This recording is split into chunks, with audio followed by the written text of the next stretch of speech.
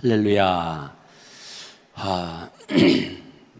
오늘 우리 또 여름 행사를 준비하면서 이렇게 온 밤을 새워서 기도하기 위해서 또 이제 이렇게 나왔는데, 오늘 기다리는 우리에게 하나님의 은혜가 임하는 밤이 될 줄로 믿습니다. 우리 한국 사람의 특징이 뭐냐? 좀 급하죠. 우리 한국 사람들이. 그래서 한국 사람 보고 빨리 그럽니다. 뭐든지 빨리 하려고 그래요, 한국 사람들. 기다릴 줄 모른다는 그런 뜻이 있겠죠. 그 낚시하는 사람을 보고 우리가 뭐라고 부르냐 하면은 강태공이라고 불러. 강태공.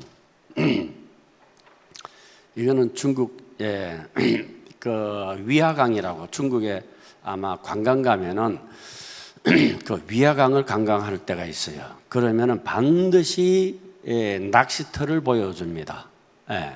낚시터를, 위화강에 가면 거기가 바로 유명한 강태공 낚시터가 거기에 있어요.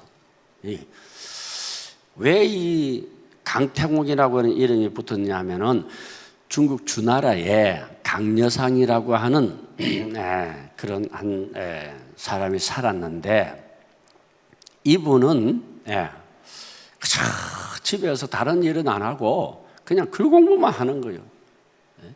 그리고 시간 되면은 낚시터에 가서 낚시하고, 그것밖에 안 하는 거예요. 근데 어느 부인이 좋겠어요. 그래 기다리다가 지쳐가지고서 이 부인이 결국은 집을 나갑니다. 마시성을 가진 부인인데 집을 나가서 이 강태공 혼자서 이제 거기서 이제 사는데, 한 번은 어떤 역수라는 사람이 주나라의 문왕에게 저 위화강 쪽에 가면은 큰 인재가 한 사람이 있을 것이요, 그 사람을 잘 택해서 그렇게 사용하면은 나라에 큰 좋은 일이 있을 것이라고. 그래서 이제 문왕이 그 위화강에 있는 그 낚시하는 사람을 이제 알게 된 거예요. 그 사람들이 그 낚시를 하는데 이상하게 낚시를 하는 거예요. 뭐냐면은 낚시를 하려면은 여러분 밑갑을 이끼를 이렇게 꼽아가지고 이렇게 던져서 낚시를 하잖아요. 그런데 이 강여상 씨는 그냥 낚시를 안 끼고 낚싯줄을 턱 던져서 기다렸다가 한번 당기고 기다렸다가 한번 당기고 그러는 거예요. 그래서 물었어요. 당신 뭐 하고 있어요? 그러니까 낚시하고 있지요. 무슨 낚시요? 세월을 낚아요. 세월을 낚는다는 거예요. 그래서 주문왕이 이 강여상 씨를 이제 불러서 이제 등용을 합니다. 등용을 하는데 워낙 학문이 깊으니까, 책밖에 안 읽었으니까 얼마나 이 전략과 전술이 뛰어난지 결국은 주변의 나라들을 다 점령해서 큰 유익을 갖다 주었어요. 그래서 이 사람에게 주문왕이 벼슬을 내렸어요. 그 벼슬이 태공이라는 벼슬입니다. 그래서 강태공이라고 하는 이름이 붙게 된 거예요. 그런데 이제 이렇게 이제 관직에 오르고 나라에서 크게 존경받는 그런 재상이 되니까 집 나갔던 마씨라는 부인이 돌아온 거예요. 여보, 나 좀 받아주시오. 그랬더니 알았다고. 그래서 물을 한 사발 이렇게 주면서 하는 말이, 이 물을 받아서 한번 땅바닥에 부어보시오. 그러니까 이 마부인이 아무것도 모르고 땅바닥에 물을 쭉 붓는 거예요. 물을 부으니까, 그래, 그거 다시 한번 그릇에 담아보시오. 아니, 땅에 쏟아진 물을 어떻게 다시 담아요? 그렇소. 쏟아진 물을 다시 담을 수 없는 것처럼 내가 당신을 다시 받아들일 수가 없어. 그래서 헤어졌다는 말이 있어요. 오늘 성경에 보면은 하나님께서는 오늘 우리를 기다리신다 그렇게 말씀했거든요. 기다린다. 하나님이 우리를 기다리시는. 그런데 그 하나님이 우리를 기다리는데 그 기다리는 하나님을 만나는 자는 복이 있도다. 성경은 그렇게 말씀하고 있거든요. 예. 그러니까 하나님께서는 우리를 기다리시는 거예요. 왜 기다리느냐? 우리에게 은혜 주시려고. 오늘 여기 말씀에 있잖아요. 그러나 여호와께서 기다리시나니 이는 너희에게 은혜를 베풀려 하시며 은혜를 주시기 위해서 기다리는 거예요. 우리들도 이 세상에서 뭔가 기다리고 있잖아요. 어떤 거지가 깡통을 하나를 또 이렇게 이 땅바닥에 떨어뜨리니까 발을 차면서 이렇게 가더래요. 그 깡통 소리가 쨍그랑 나니까 짜증이 나니까 여보시오, 그 차지 마시오 그랬더니 이사 가는 중이요 그러더래. 깡통 하나밖에 없으니까. 그러나 그 거지의 마음속에도 언젠가는 해뜰 날 있다 이 말이지. 깡통마저 버리지는 않는다는 거예요. 여러분, 작은 뭔가 기회라도 붙잡고 기다리는 여러분 되시기를 바랍니다. 우리는 뭔가 기다리잖아요. 애들은 뭐합니까? 빨리 어른 되기를 기다려요. 그렇죠? 어른은 뭐합니까? 어른들은요 뭘 기다립니까? 잘 살기를 기다리잖아요. 학생들은 졸업하기를 기다리는 거예요. 우리는 오늘 뭘 기다립니까? 은혜 받기 위해서 기다리는 거예요. 오늘 이 모임의 자리가 여러분 은혜를 기다리는 자리예요. 그럼 반드시 하나님께서 은혜를 주시고 기다리는 여러분들을 만나 주실 줄로 믿습니다. 자, 그러면은 여기에 보면은 하나님께서 여러분 은혜를 베풀려고 한다. 그러니까 이 은혜를 깨달아야 돼요. 이 첫 번째가 뭐예요? 깨닫는 하나님께서 기다리시고, 우리가 기다리는 게 아니잖아요. 하나님이 기다리는 거예요. 왜? 우리를 깨닫게 하기 위해서. 깨닫게 하기. 제가 충현교회 김창희 목사님을 모시고 있을 때에 그때 충현교회에서 그런 이 얘기가 있었어요. 한 번은 시골에 있던 어떤 목사님이 김창인 목사님에게 전화를 걸었어요. 전화를 해서 건축하다가 이렇게 상황이 어렵다고. 그렇게 했더니 올라오라고. 그럼 그 당시에 이 500만 원이 어느 정도 되는지는 모르겠지만은 아마 적지 않은 돈 같아요. 그래서 한 500만 원 그런 건축원금을 내가 준비해 줄 테니까 올라오라고. 그래서 이제 이분이 이제 시골에서 올라왔어요. 올라왔는데 많이 늦지 않았어요. 늦지 않고 한 5분 정도 늦었어요. 근데 김창희 목사님은 벌써 이 사람을 올라오는 사람을 오래전에 적어도 한 몇십 분 전에 김 목사님은 기다리고 있은 거예요. 그래서 이 사람이 헐레버 5분 늦게 이제 달려온 거예요. 뭐 이렇게 차가 뭐 연착이 되고 뭐 어쩌고저쩌고 변명을 떠넣으니까 김창희 목사님 한마디 했어요. 내가 기다려야 돼. 도움 받을 사람이 기다려야 돼. 도움을 받으려고 하면은 그러면 미리 준비를 하고 미리 올라와야 되지 않느냐고. 어떻게 그런 자세를 가지고 건축을 할 수가 있느냐고. 내가 여기 500만 원 준비했지만은 내가 목사님 드릴 수가 없다고. 그래서 안 주고 돌려보낸 실화가 있어요. 누가 기다려야 됩니까? 오늘 여러분 하나님이 우리를 기다려야 됩니까? 우리가 하나님을 기다려야 됩니까? 성경은 오늘 여호와께서 기다리신다고 그랬습니다. 여호와께서 기다리신다면 우리는 더 열심히 먼저 기다려야 되지 않겠습니까? 은혜 받는 자는 그렇게 되는 거예요. 그렇기 때문에 하나님 앞에 우리가 예배 드리는 시간도 예배 중에 오는 것이 아니 미리 와서 기다려야 되죠. 예배를 준비하고 예배를 위해서 기도하면서 기다리는 자에게 은혜가 임하는 것이지 예배 중에 중간에 와가지고 자리 찾아서 앉아 있는다면 그게 무슨 여러분 기다림의 복이 있겠느냐고. 그렇기 때문에 우리가 하나님을 만나는 시간도 대단히 중요한 거예요. 하나님께서 우리에게 주신 이 사랑의 시간 반드시 미리 와서 기다리는 여러분 되시기를 바랍니다. 예. 성경에 보면은 누가복음 15장에 탕자 비유가 있죠. 탕자 비유를 보세요.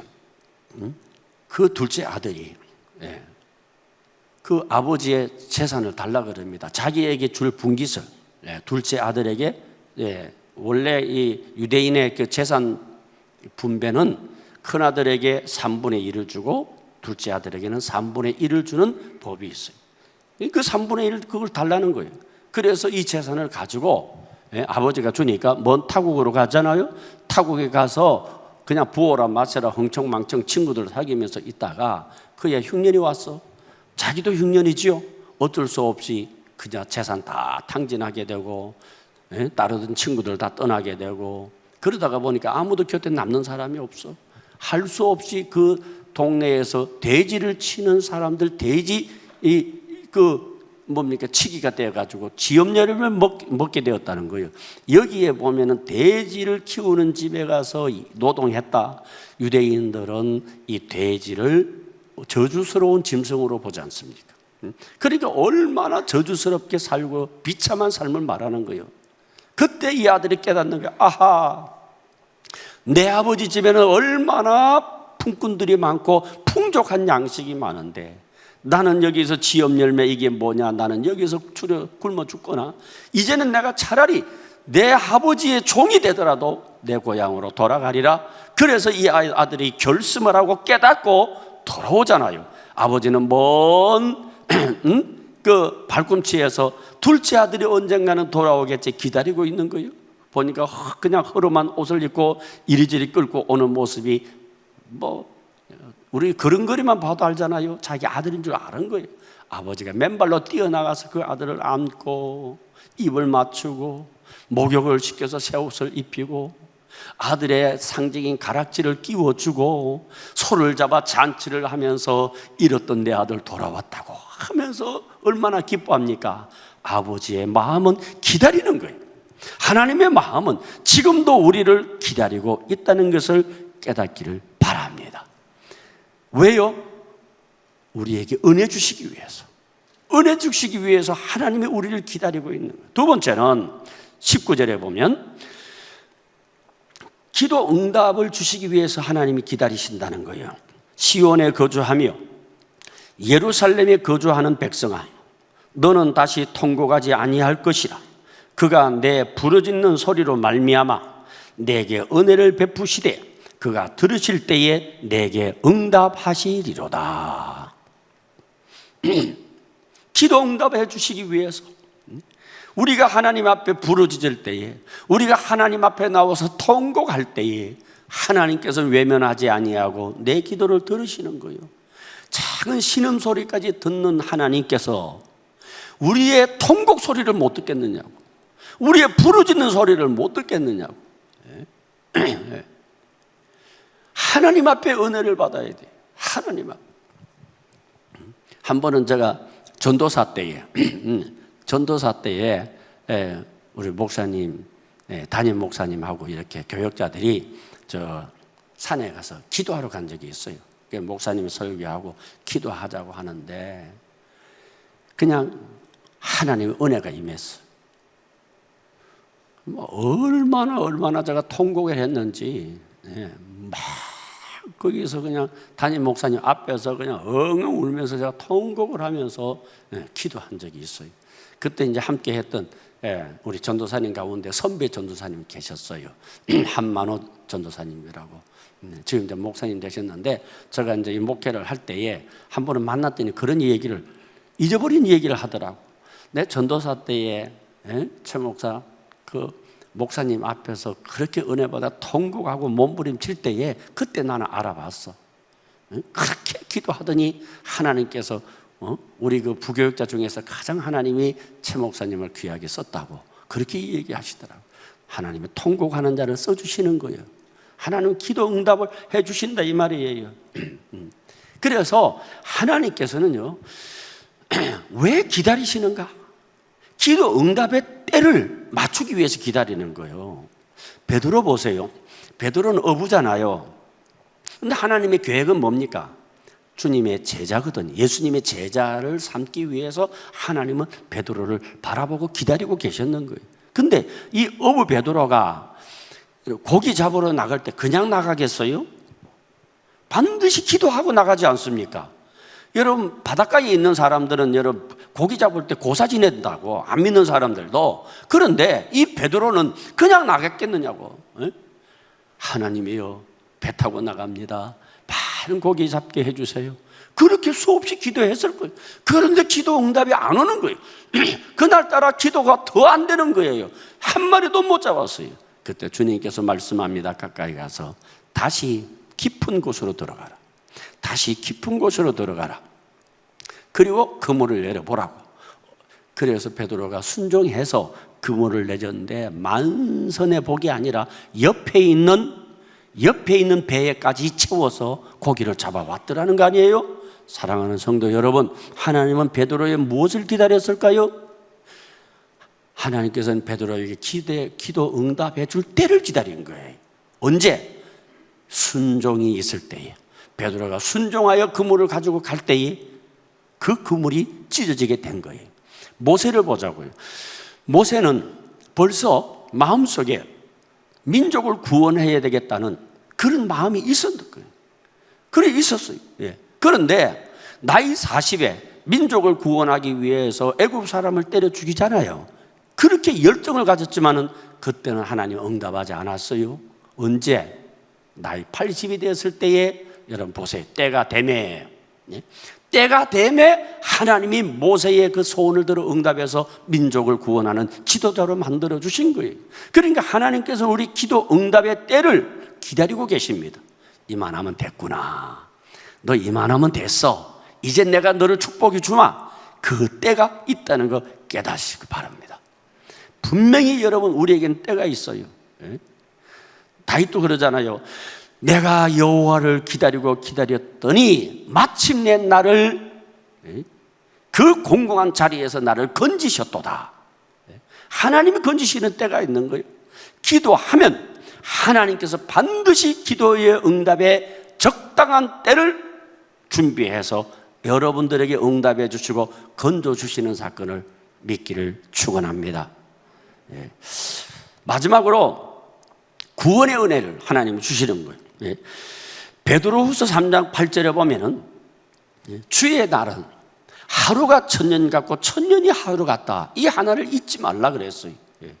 그러니까 우리가 이 시간이라고 하는 개념도 여러분 우리는 시간을 우리가 생각하는 완전히 정형화된 12시간, 24시간 이게 딱 여러분 시간이 딱 굳어진 걸로 알잖아요. 그런데 여러분 그렇지 않다는 거 알죠? 시간은 늘어지기도 하고 좁아지기도 하고 그렇죠? 네. 그래서 영화 가운데 인터스텔라라고 하는 영화가 있어요.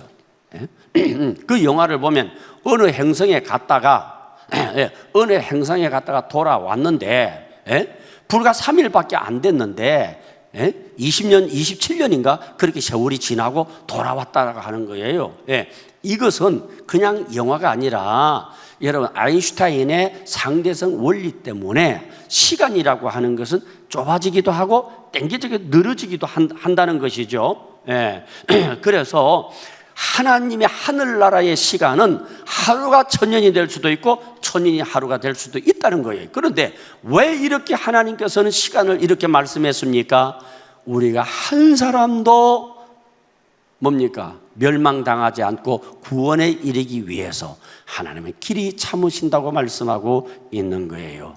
그래서 하나님께서 왜 기다리시는가? 우리를 구원해 주시기 위해서, 구원의 은혜를 베푸시기 위해서 기다리는 이 세 가지 원리.